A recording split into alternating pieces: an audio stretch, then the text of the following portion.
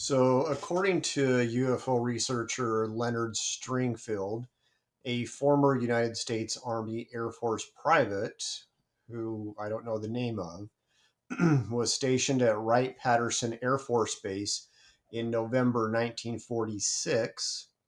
And this private allegedly disclosed his experience of witnessing a recovered UFO disc, which was being stored at Building 18.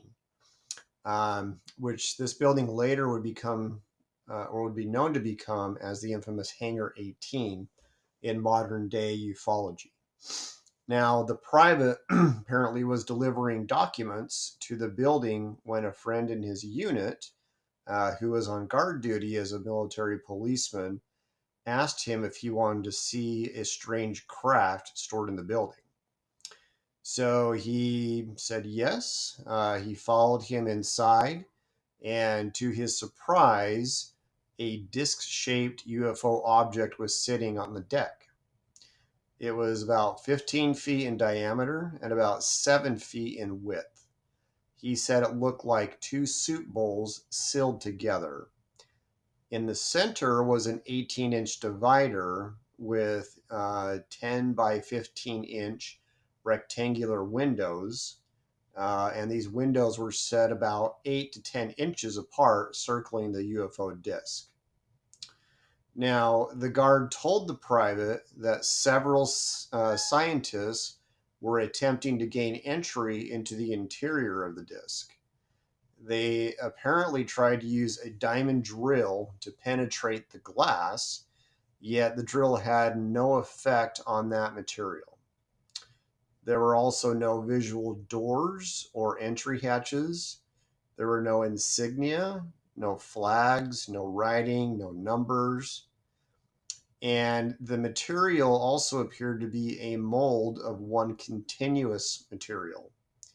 And it appeared to be like brushed aluminum, but obviously it wasn't aluminum. The body inside and out had no weld seams, no rivets, no apparent joining of the skin. All right. Now, they both looked inside the interior and did not see anything of apparent interest.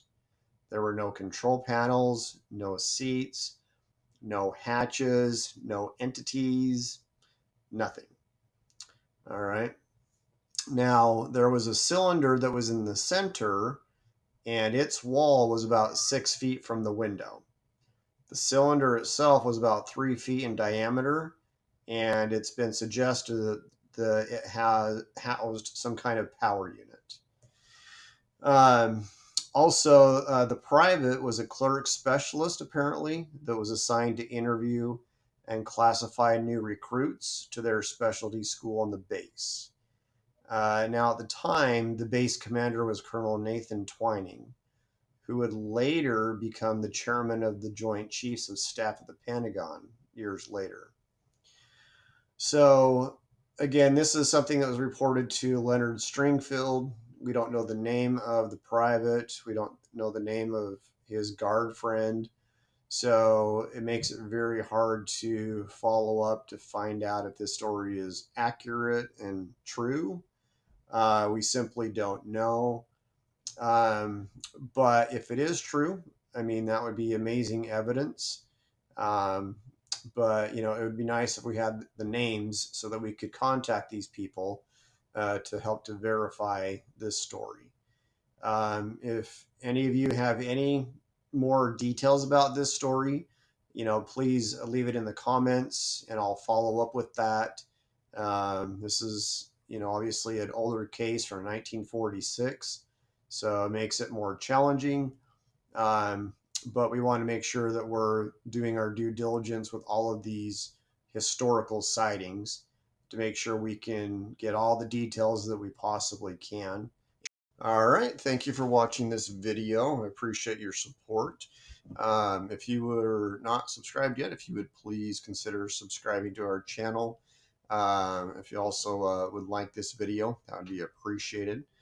Also, you can look at more of our UFO and alien information at exosolariaunion.com. Got a wealth of information there. You can also subscribe to our email list, or you can also become a member of the Exosolaria Union to show your support. Again, thank you for watching and have a great day.